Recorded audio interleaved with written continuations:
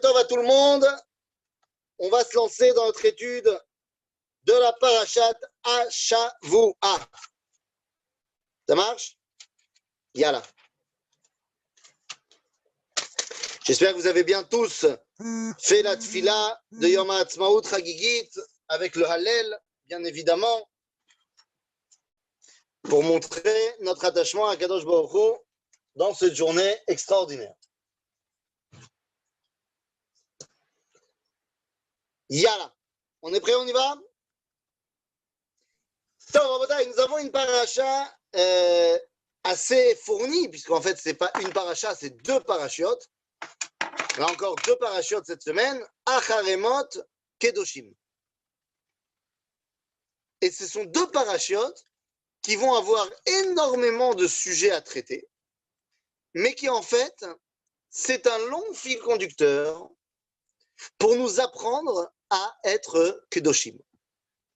Le but de ces deux parachiotes, après s'être occupé de la dimension morale de l'homme dans les parachiotes de Tazria et de Metzora, eh bien, les parachiotes de Acharemot Kedoshim ont pour rôle de t'amener à la Kedusha, tout simplement. Donc, on va voir comment est-ce que ça se passe. Il y a pour pouvoir arriver à la Kedusha. Ok? Tout d'abord, eh bien, nous avons notre premier élément, la paracha.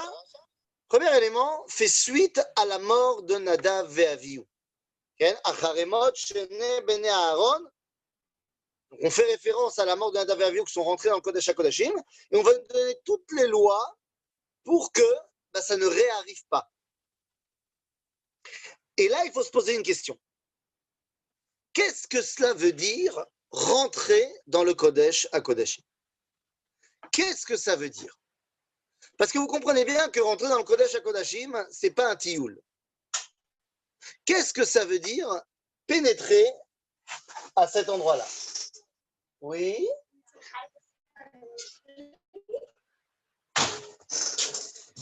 Les inconvénients du direct. Ma fille qui essaye de réinvestir sa propre chambre. C'est un scandale. Et yofi. Donc, Mazé, l'ikanes, l'ifnaï, velifni. Qu'est-ce que cela veut dire? Eh bien, on va être très clair là-dessus. Rentrer dans le Kodesh HaKodashim, c'est rentrer dans un autre univers. Rentrer dans un autre monde.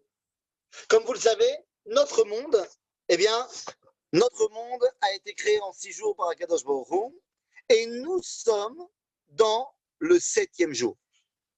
Depuis maintenant 5780 ans, nous sommes dans le 7e jour. Top, il a fait mode. On est dans le 7e jour, ça fait plaisir. Aval, rentrer dans le Kodesh HaKodashim, c'est rentrer dans le 8e jour. C'est rentrer dans une autre dimension totalement. Ainsi, eh bien, Nadav et Avihu, qui avaient très bien compris cela, eh bien, ont envie de rentrer dans cette nouvelle dimension. En d'autres termes, Nadav et Avihu, volontairement, rentrent dans le Kodesh HaKodashim pour y mourir. Ce n'est pas l'objet du judaïsme. L'objet du judaïsme, ce n'est pas de s'auto-terminer pour retourner au niveau de la Neshama. Ainsi, la Torah va nous dire, tu ne vas pas faire ce que Nadav et Avihu vont faire. Tu vas faire autre chose. Le Kohen Gadol, une fois par an, eh bien, va rentrer là-bas. Et lorsqu'il va rentrer là-bas, eh bien, effectivement, il pénètre dans une autre dimension. C'est pour ça que dans le verset, on nous dit Vechol Adam lo yeh be'ohel moed. Lorsqu'on nous dit que le Kohen Gadol rentre dans le Kodesh HaKodashim, on nous dit qu'il n'y a aucun homme qui est à cet endroit-là.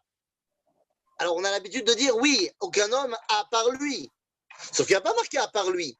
Donc, ça veut dire quelque part que quand Aaron y rentre dans le Kodesh HaKodashim ou ses descendants, en fait, il n'y a plus personne. Tu rentres, il n'est plus là. Il n'est plus là. Alors, les plus jeunes d'entre vous comprendront ma référence quand je vous dis Que quand Aaron il rentre dans le Kodesh HaKodashim, ça fait un peu du style on me voit, on me voit plus. On me voit plus, on me voit. On me voit, on me voit plus, on me voit plus, on me voit. Peut-être que certains d'entre vous auront compris cette référence. D'autres peut-être pas. Mais ça, c'est pas mon problème. Quoi qu'il en soit, lorsque Aaron, ses descendants, rentrent dans le Kodesh HaKodashim, il disparaît de notre univers, puisqu'il s'élève à une dimension incroyable, qui est celle, tout simplement, de la rencontre avec Dieu. Vous imaginez bien que pour lui, le plus important, c'est de ne pas repartir. C'est de rester dans cette dimension extraordinaire. Parce que, il est au top. Au niveau de sa carrière spirituelle, tu ne peux pas faire mieux que le jour de Yom Kippourim quand il rentre dans le Kodesh HaKodashim.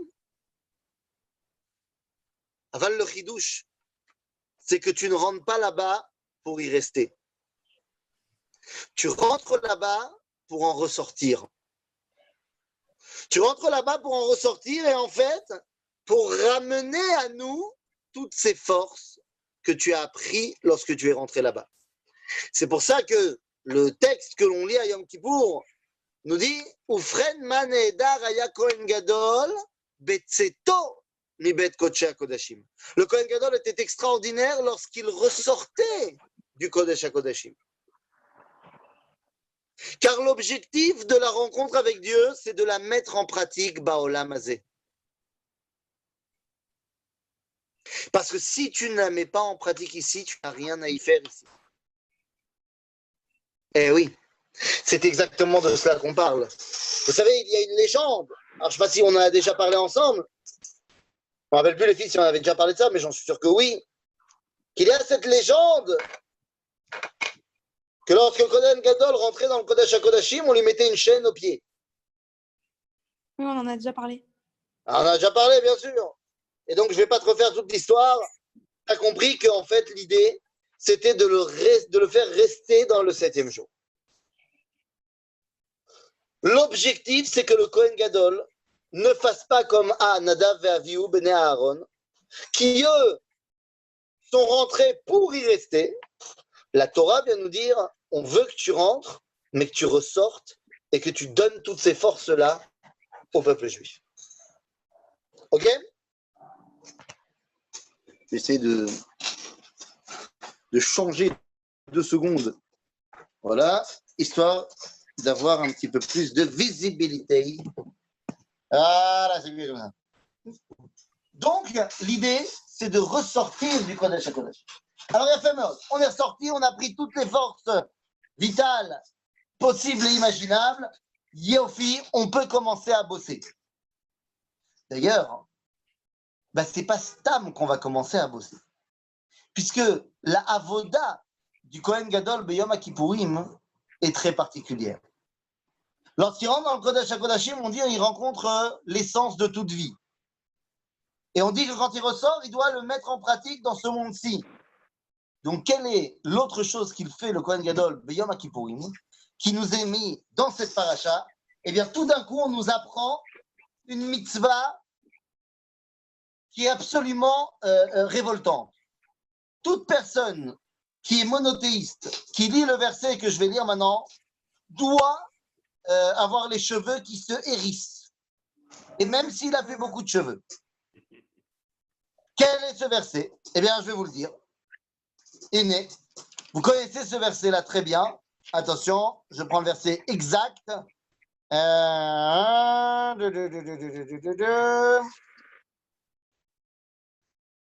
Je vais 2 secondes. Attends, où est-ce qu'il est? Où est-ce qu'il est? C'est les inconvénients du direct. 2 secondes. Alors, où es-tu?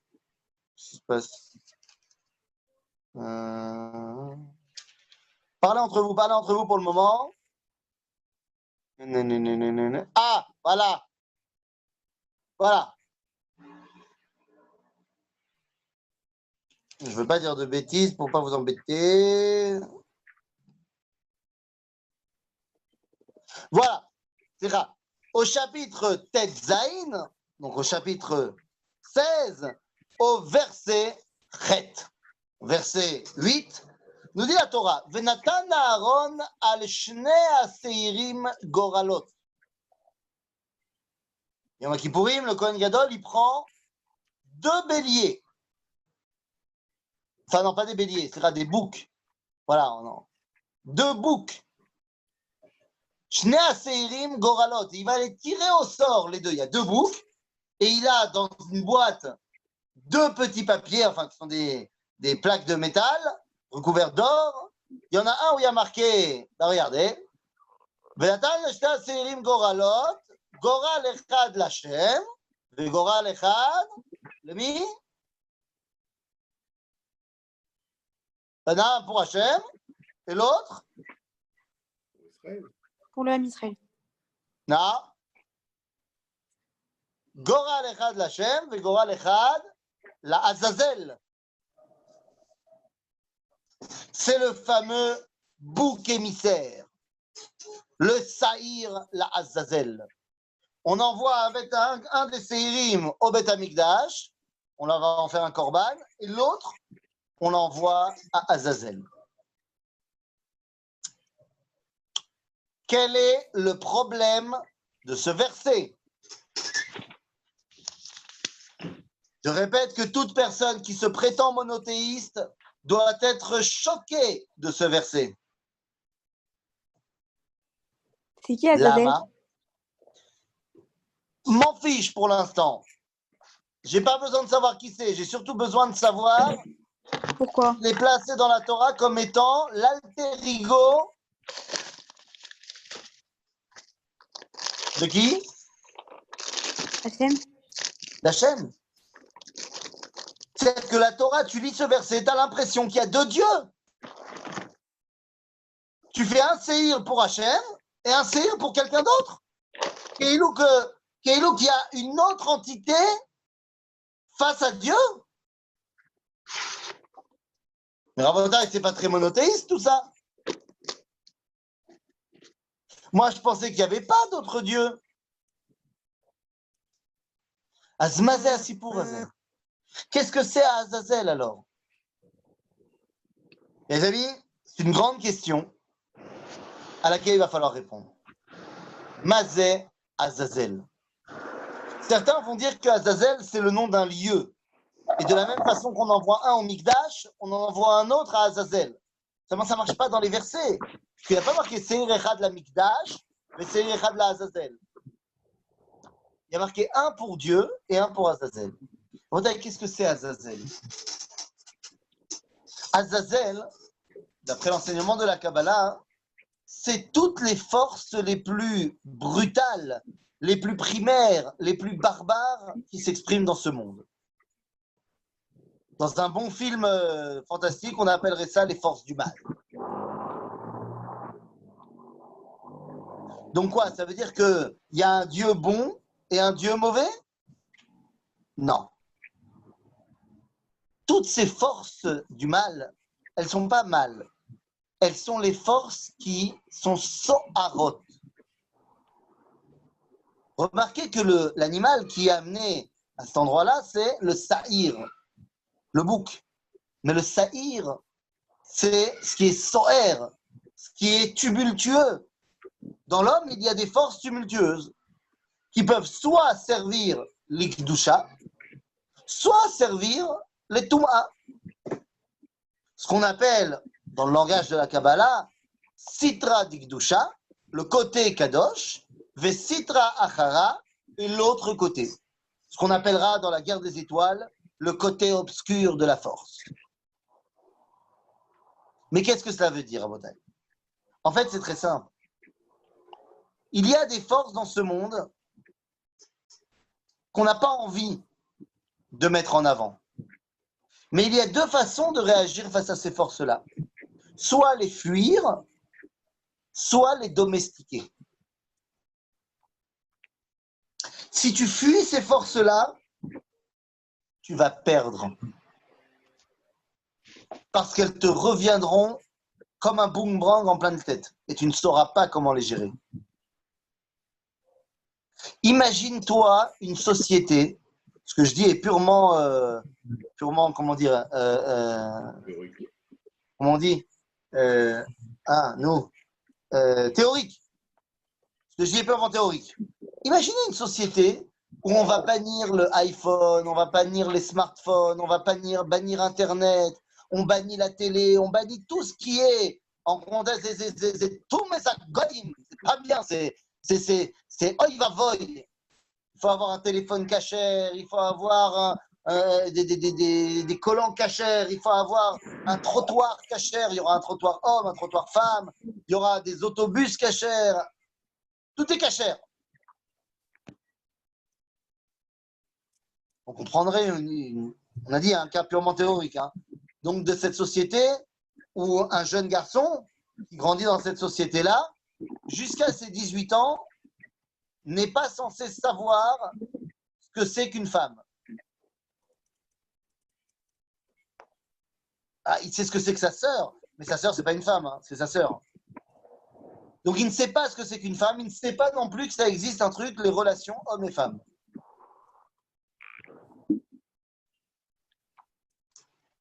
D'ailleurs, il ne sait tellement pas hein, que dans tous les endroits qui sont censés être des sites pas très très cachers, eh ben, on va retrouver beaucoup de ces gens-là. Pourquoi? Parce que quand tu comprimes une cocotte minute, mais tu comprimes, et que tu laisses rien s'échapper, ben, à un moment donné, ça explose. Le Talmud fait état, dans le traité de Psachim, d'un moment que les rabbins redoutaient énormément. Ça s'appelle Adrasha Shelachag, Drashta de Rigla. C'était le Drasha que les rabbins donnaient avant les fêtes, particulièrement avant Pessah et avant Yom Kippour. Drasha de Shabbat Agadol, Drasha de Shuvah. En fait, il y avait une Drasha qui était donnée avant chaque fête pour que le rabbin parle de la fête qui arrive. Et les rabbins redoutaient ce moment-là. Pourquoi ils le redoutaient? Eh bien, parce que c'était une Drasha dans laquelle il y avait et des hommes et des femmes. Et ils redoutaient énormément parce qu'après la Drasha, eh bien, les hommes et les femmes se voyaient et oi va voy. Seulement, vous voyez que les rabbins, ils n'ont pas annulé cette dracha. Ils ont pris sur eux, ils ont fait quand même. Tu sais pourquoi? Parce qu'ils ont dit, attends, mais les hommes et les femmes, ils vont se voir de toute façon. Donc, vaut mieux qu'ils se voient dans une ambiance où ils viennent d'entendre un cours de Torah, plutôt que tu les retrouves sur Ben Yehuda le samedi soir. Oui, les filles. Je ne suis pas forcément extrêmement favorable à la sortie Ben Yehuda le samedi soir. Tout simplement parce que moi, j'ai déjà été sur Ben Yehuda le samedi soir. Et je sais que vous aussi. Et je sais qu'est-ce qu'il y a sur Ben Yehuda le samedi soir. Ouais. Je dis pas que c'est assourd. Je dis que je suis pas favorable. Et à bon entendeur, salut. Maintenant, pour toutes les personnes qui, l'année prochaine, revêtront l'uniforme, je sais que le Yetzer Hara du samedi soir en uniforme avec l'arme qui pend sur le côté, c'est un Yetzer Hara qui est terriblement difficile à combattre. Parce que tu as envie d'aller te la jouer et d'aller chiner. Zénachon, Zéyadoua. Bon, on trouvera intéressant qu'on ne trouve pas de soldats israéliens le samedi soir sur Ben Yehuda. Les seuls soldats qu'on va trouver avec leur arme beau gosse, c'est des Américains ou des Français. Va savoir pourquoi. J'y dis pas. Mais il n'empêche que qu'est-ce que ça veut dire? Ça veut dire qu'il y a des forces dans l'homme et dans la femme, hein, évidemment, l'homme avec un grand H. Si tu les comprimes trop, elles vont exploser et tu ne sauras pas comment les gérer. Nous dit la Torah, ces forces-là, hein, il faut les domestiquer. Celui qui a dit qu'il fallait donner à manger à ces forces-là, c'est qui? Qui a dit qu'il fallait donner un séhir à Azazel? C'est Akadosh Baruch Hu. Azazel, ce sont toutes ces forces-là. Le fait que ce soit Dieu qui dise qu'il faut nourrir Azazel, eh bien, c'est la preuve que Azazel ne domine pas, puisque toutes ses forces, il les reçoit d'Akadosh Baruch Hu. En d'autres termes, lorsque tu domines ces forces-là, lorsque tu leur donnes à manger, quand toi tu le juges Nachon, elles ne te font plus peur, ces forces-là. Tu sais comment les dompter, tu sais comment les gérer. Et donc, tu sauras également comment les utiliser à bon escient. Tout simplement. Quelqu'un m'a demandé un jour, ouais, mais alors attends, c'était dans un groupe de Taglit. Donc, on en avait parlé, machin. Et donc, forcément, la discussion est arrivée du monde, des relations hommes-femmes dans le monde religieux et dans le monde pas religieux. Évidemment, j'étais en minorité. La majorité du groupe n'était pas religieux. Et donc, ils étaient beaucoup plus favorables aux relations hommes-femmes telles qu'on les connaît dans le monde occidental. Et ils m'ont dit, attends, tu veux quand même pas préconiser qu'un homme, il connaît pas, il sait pas ce que c'est qu'une femme jusqu'au moment où il se marie. Que la première femme qu'il voit, c'est, il n'a jamais entendu parler d'une femme et tout d'un coup il se marie et sa femme, c'est la première femme qu'il rencontre. Et il sait même pas comment ça marche et il va voyer. Évidemment que je préconise pas ça. Je dis, mais tu préconises pas non plus de regarder la télé, des séries, machin, pour voir comment est-ce qu'on regarde les relations hommes-femmes. Je dis non, évidemment que je préconise pas ça. Si tu crois que les relations hommes-femmes, en vrai, c'est ce que tu vois à la télé, et Oy Vavoy aussi. Ils étaient d'accord avec moi là-dessus. Alors, ils m'ont dit, tu préconises quoi alors? Je leur ai dit, je préconise tout simplement les relations hommes-femmes normales. À savoir que tu vis dans une société, tu vis avec des gens, tu vois des femmes, tu ne les regardes pas, tu les vois, c'est très différent. Et la relation que tu dois avoir avec ta femme, eh bien, tu la prends léat, d'abord, en regardant tes parents. Tu as une cellule familiale dans laquelle tu as un modèle d'un homme qui se comporte avec sa femme. Ah oui, mais il ne va pas apprendre les relations intimes. Nachon, tu n'es pas obligé d'apprendre les relations intimes quand tu as 10 ans, ni quand tu as 15 ans, ni quand tu as 18 ans. Nachon, quand tu vas te marier, tu n'as pas besoin de voir un film pornographique pour savoir comment on fait des bébés. Quand tu vas te marier, eh bien, avant de te marier, tu vas faire une préparation à ton mariage. Toi avec lui et toi avec elle. C'est-à-dire que le garçon, il va se préparer avec un homme qui va le préparer au mariage et la femme, elle va se préparer au mariage avec une femme qui va la préparer au mariage. Et à ce moment-là, eh bien, il serait extrêmement judicieux de choisir un préparateur au mariage, et je vous parle à vous les filles, de choisir un préparateur pour lui et une préparatrice pour vous au mariage, qui non seulement a plus ou moins votre âge, ça veut dire quoi plus ou moins votre âge? Dans les 10-15 ans au-dessus de vous, max, n'allez pas chercher, ne faites pas de préparation au mariage avec, mesdames, avec une femme qui a passé la cinquantaine. Je suis désolé.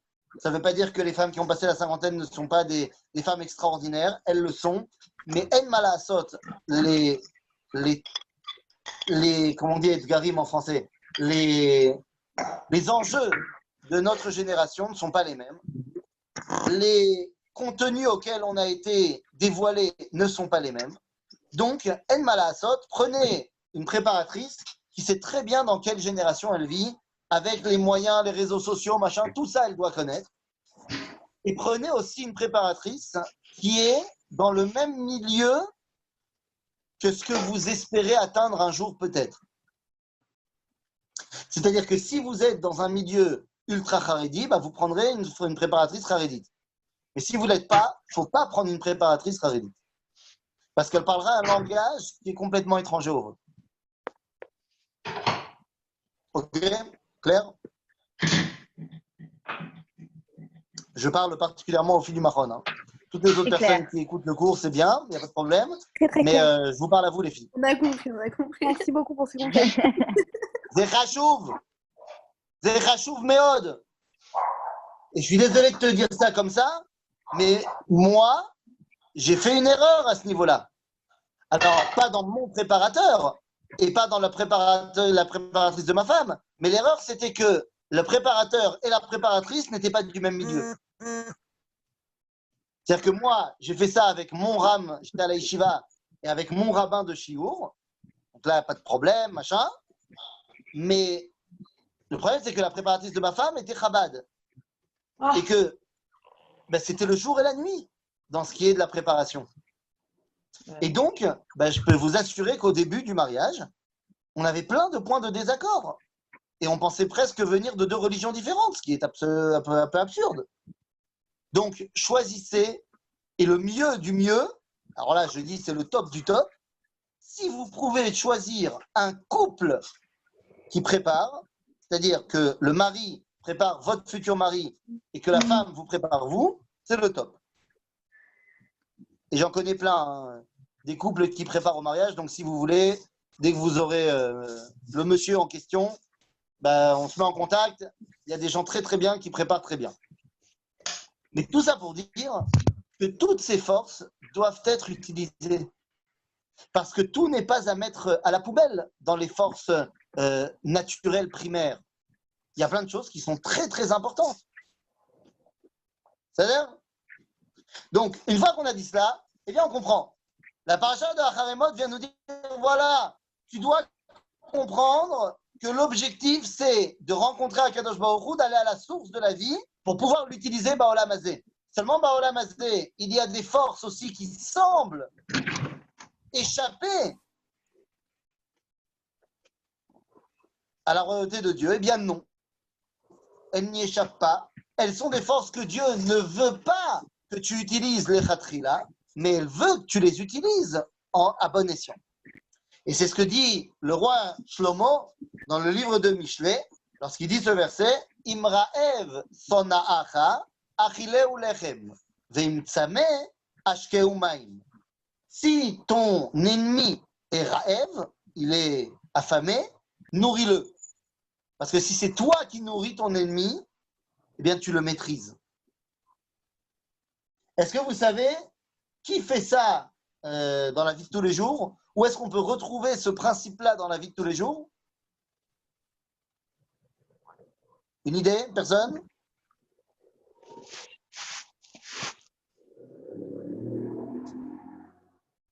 Je vais vous dire.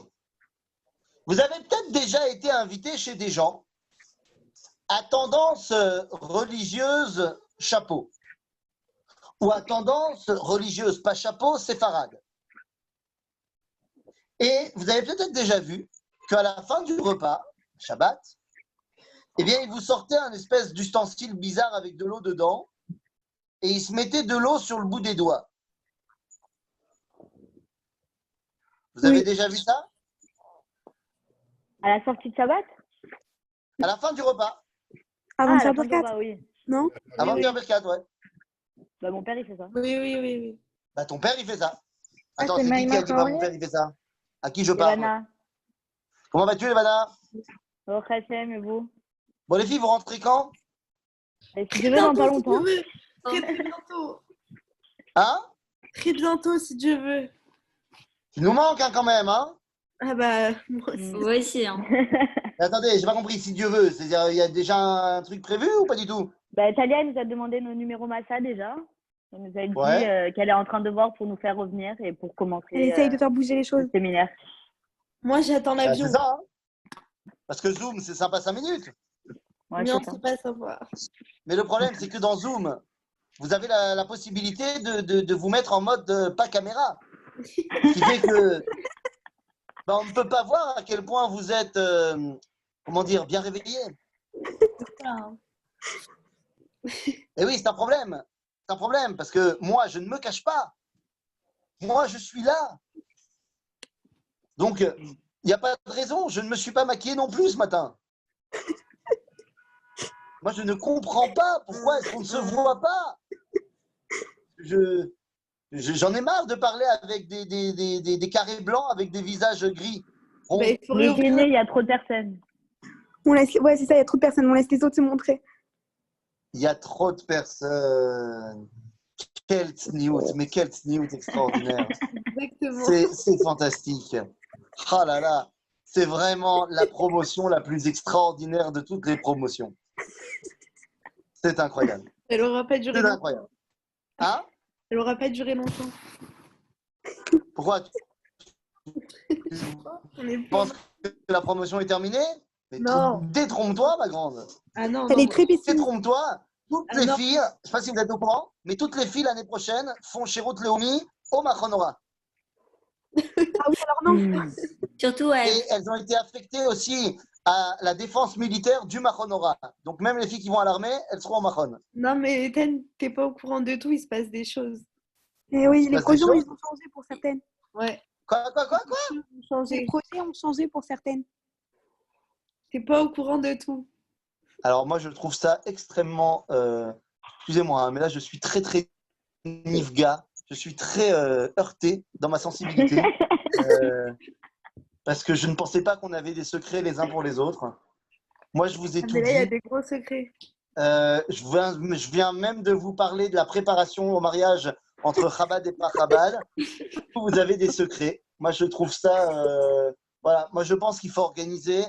Eve, c'est toi qui vas l'organiser. Une conférence Zoom que entre nous. Tu feras rentrer qui tu veux rentrer. Et vous me balancez tous les secrets. Là. Ça va pas du tout. Ok, c'était. Ça me l'a manqué, ça. C'est un scandale. C'est tout simplement scandaleux ce qui vient de se passer. Mais enfin bon, Allez, on organise on va ça. revenir à notre étude. On va revenir. Alors c'est fantastique parce que je vois qu'il y a quelqu'un, tu vois, quelqu'un qui a mis en marche sa caméra et qui fait Méadrine Mina Méadrine. C'est-à-dire que non seulement on est Bézoom, mais en plus elle met un masque. Bonjour, je mets un masque parce que je suis dehors. Mais c'est extraordinaire. C'est extraordinaire. Pourquoi? Vous avez tellement raison. Vous avez tellement raison. Qu'est-ce que vous voulez que je vous dise? Mais de quoi? J'ai raison. Bah de mettre un masque dehors. Bah, je suis dehors parce que j'ai besoin d'être dehors, oui, en même temps je vous écoute. Mais c'est très bien. Ah, bah, C'est très bien, vous avez raison. Ah, bah, Je dis que d'accord. vous avez raison. Très bien, bah, comme ça vous me voyez avec et sans. Aujourd'hui c'est avec. Eh ben c'est beau. Voilà. C'est beau, ça fait plaisir. En tout Tant cas, mieux, bah. on va revenir peut-être à notre cours, hein, quand même, à un moment donné. Ah, bah, je ne sais pas parce que je ne sais pas quel était votre cours vu que j'étais pas là. Je viens juste Ah de bah me voilà, mettre à vous ben, on écouter, parle de la paracha. Vous êtes la Ok. bienvenue, on parle de la paracha. D'accord. Donc, pour revenir à notre étude, donc je me suis perdu là, voilà, j'ai perdu le fil. Les filles, je parlais de quoi avant? De mettre Ouais. l'eau après le... Ton père, il fait ça aussi. Donc, vous savez de quoi on parle? On parle de Maïm Acharonim. Maintenant, Maïm Acharonim, est-ce que c'est obligé ou pas? Non. Alors, le Shulchan C'était avant. Aruch, il dit que Maïm Acharonim Chova. Chova, ça veut dire obligé. Pourtant, C'était avant. alors c'est quoi c'était avant? À l'époque, je m'en rappelle plus. C'était- Non, mais si c'est une halakha, c'est une halakha. Mais en fait, le problème, il est le suivant. Les raisons pour lesquelles le Shulchan Aruch il dit que Maïm Acharonim c'est Chova, c'est Bémet Chova. Seulement, peu personne ne fait pour ces raisons-là. C'est-à-dire que le Shulchan n'avait pas de Aruch il dit couvert, pourquoi un est-ce peu qu'il faut se laver les mains? Parce qu'à l'époque, on mangeait sans couvert. Et à l'époque, il n'y avait pas de frigo. Donc, ça veut dire que la viande, eh bien, pour la conserver, on y mettait énormément de gros sel, du sel très corrosif. Et donc, comme tu mangeais avec les doigts, tu avais plein de ce sel dans les doigts, et qu'une fois que tu as bien mangé ton repas de Shabbat, eh bien, tu as ce fameux geste. Regardez, je vous le montre.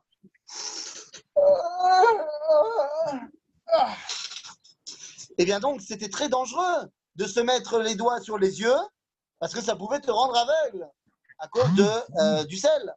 Et donc, c'était chova à la fin du repas de se faire maïm acharonim, de la même façon qu'il y a maïm rishonim, que tu te laves les mains avant le repas et tu mets une quantité d'eau abondante, eh bien, il faut se laver les mains à la fin du repas. Il s'agissait simplement de se laver les mains pour des raisons de santé. Et donc ça, c'est chova. Pourquoi est-ce qu'aujourd'hui, on ne le fait pas? Parce qu'aujourd'hui, on a des frigos et qu'on ne mange pas avec les doigts. Donc, ceux qui font Maïm Acharonim, je dis bien ceux qui font, comme ton père, eh bien, ne font pas du tout comme ça. prennent un petit peu d'eau et ils se mettent un petit peu d'eau sur le bout des doigts. Parce qu'en fait, ce n'est plus pour la raison du Shulchan Aruch, mais c'est pour une raison de la Kabbalah. Qui dit quoi? Qui dit que les forces, on va dire, de Touma dans l'homme sont sous les ongles. Et donc, à la fin du repas, tu mets un tout petit peu d'eau à ce niveau-là pour les nourrir. Mais il ne faut pas mettre beaucoup d'eau parce qu'il ne faut pas beaucoup les nourrir. Vous comprenez que c'est une explication qui ne peut plus être chova, qui ne peut plus être obligatoire.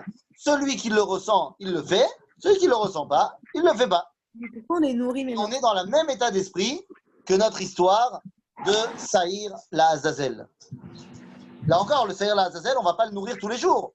On va le nourrir une fois par an à Yom Kippourim. Mais pourquoi on doit les nourrir Ok. même un tout petit peu? Donc, une fois qu'on a dit cela, eh bien, on sait que donc l'objectif, c'est de pouvoir dévoiler Akadosh Baruch Hu dans ce monde. Pour cela, il faut être capable de maîtriser les forces de ce monde. Et une fois qu'on a dit cela, eh bien, on peut passer à la dernière étape, en fait, de notre paracha de Acharemot. Et c'est quoi la dernière étape de la paracha de Acharemot? Eh bien, Pachout, la dernière partie de la paracha, nous parle de quoi? Eh bien, nous parle des relations interdites. Des relations interdites entre un homme et son prochain. C'est quoi les relations interdites? Alors, on ne va pas faire tout le détail de toutes les relations interdites, mais si on devait tourner on va dire un enseignement de toutes ces relations, c'est de dire la chose suivante. Qu'est-ce qui est interdit de manière générale? C'est les relations avec les proches. Pourquoi? Eh bien, tout simplement parce que le fait de donner la vie ne peut pas être fait avec quelque chose qui te ressemble. Pourquoi doit-on nourrir la Touma? Parce que la Touma fait partie du dévoilement de Dieu. Et donc, il faut lui montrer nous montrer à nous surtout, que c'est nous qui maîtrisons ces forces-là. Elles ont un rôle à jouer. Elles ont un rôle à jouer, mais elles ne doivent pas être prédominantes. Donc, on les nourrit un tout petit peu. Maintenant, pour revenir à mon histoire, toutes les relations qui sont présentées comme étant des relations interdites, ce sont les relations avec les proches. Parce que lorsqu'on veut donner la vie, eh bien, on veut tout simplement pouvoir recevoir de l'extérieur.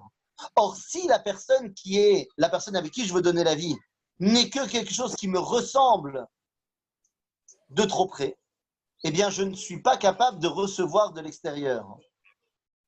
Ainsi, les relations interfamiliales à l'intérieur de la famille sont interdites. Pour pouvoir donner la vie, il faut que tu ailles trouver celui qui est extérieur à toi, qui va pouvoir te compléter et qui va pouvoir donner la vie. C'est pourquoi les relations avec les parents, les relations avec les frères et sœurs, les relations périnamées homosexuelles, eh bien toutes sont interdites parce qu'elles sont toutes des relations avec celui qui me ressemble et pas celui qui me complète.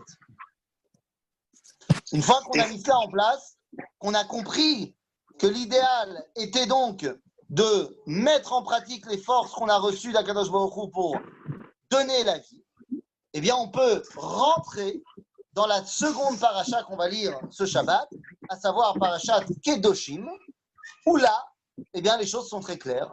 L'objectif de ce monde, c'est d'arriver à la Kedusha. On nous dit Daber el kol adat bnei Israël va'amarta alehem kedoshim tiyu. Soyez kedoshim, soyez saints. Rashi nous dira cette paracha a été dite lorsque tout le peuple était rassemblé.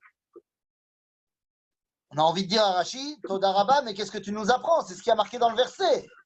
Dans le verset, il y a marqué que Dieu a dit rassembler tout le monde. Donc on sait qu'il faut être rassemblé.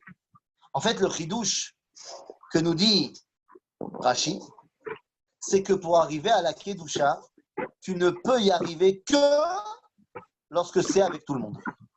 Et en cela, c'est un chidouche énorme par rapport à nos amis chrétiens.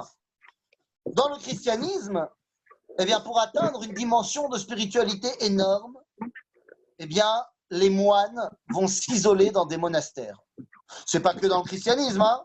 Dans pas mal d'autres religions, eh bien, pour s'élever, eh bien, on va se couper du reste du peuple, du reste du monde. Et on va aller vivre dans un temple au fin fond de l'Himalaya pour s'élever spirituellement avec les fleurs et avec les oiseaux. Il en va de même dans les premiers monastères chrétiens qui ont été créés en Eretz Israël. On peut les trouver dans des endroits désertiques. Genre, on ne veut pas être en contact avec d'autres. Et comme ça, je vais pouvoir m'élever spirituellement. Et tâche que peut-être que tu t'élèveras spirituellement, mais de Kedusha, tu n'auras pas. La Kedusha, ce n'est pas l'élévation spirituelle. La Kedusha, c'est la sainteté. Et la sainteté ne peut s'obtenir que avec elle, c'est-à-dire avec la communauté d'Israël. C'est pour ça qu'un minyan, c'est pas tout seul. C'est pour ça qu'un minyan, c'est pas un rabbin ultra puissant qui s'isole dans une pièce et qui prie tout seul. Il est spirituellement beaucoup plus élevé que moi et que 9 autres juifs qui se sont réunis. Mais 9 juifs qui n'ont jamais étudié la Torah, c'est minyan, ce sera 9, je dis 9. Je voulais dire 10 juifs qui n'ont jamais étudié la Torah, c'est minyan, alors que 9 super rabbins, c'est pas minyan.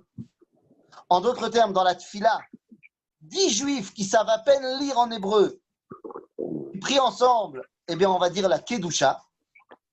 9 super rabbins, de grands rabbins d'Israël, ensemble, eh bien on ne va pas lire la Kedusha. La Kedusha, ça s'obtient par le fait qu'on est réunis avec tout le peuple juif. Et donc une fois qu'on a dit cela, oui, une question? Ouais. Comment on a décidé que c'était 10? Pourquoi 9, c'est pas minyan? Ah, d'où ça vient que le minyan c'est 10? Eh bien, l'assemblée, c'est 10, ça nous vient de la paracha de Shlach Lecha. Où là-bas, on voit qu'il y avait 10 explorateurs sur les 12 qui ont dit n'importe quoi, qui n'ont pas voulu rentrer en Israël. Et la Torah appelle ces gens-là Admatai Aeda Ara Azot. C'est-à-dire que les 10 sont appelés Eda. Et de là, on va apprendre que toute Eda, c'est-à-dire une communauté, ça passe par 10. Ok? Merci. C'est bon, j'ai répondu? Ouais, c'est bon. Merci. Ok. Donc, 10, c'est le point de départ. Maintenant, on n'est pas obligé de se limiter à 10. Hein. Qu'est-ce qui est mieux? Avoir 10 minyanim de 10 ou un minyan de 100? Bah, 10 minyanim de 10. Absolument pas. Un minyan de 100. Ah, super. Parce que plus on est, plus la Kedusha, elle est puissante. Même si ça veut dire qu'on ne va pas forcément bien s'entendre et tout ça, machin. Plus on est nombreux, plus la Kedusha est puissante. C'est pour ça que, par exemple, lorsque tu as 3 personnes qui sont réunies ensemble pour manger, ils peuvent invoquer Akadosh Baruch Hu. Ils vont faire le Zimoun. Seulement quand tu as 10 personnes qui sont ensemble,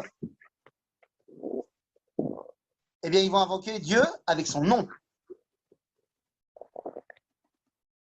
Ken, vous voyez de quoi je parle?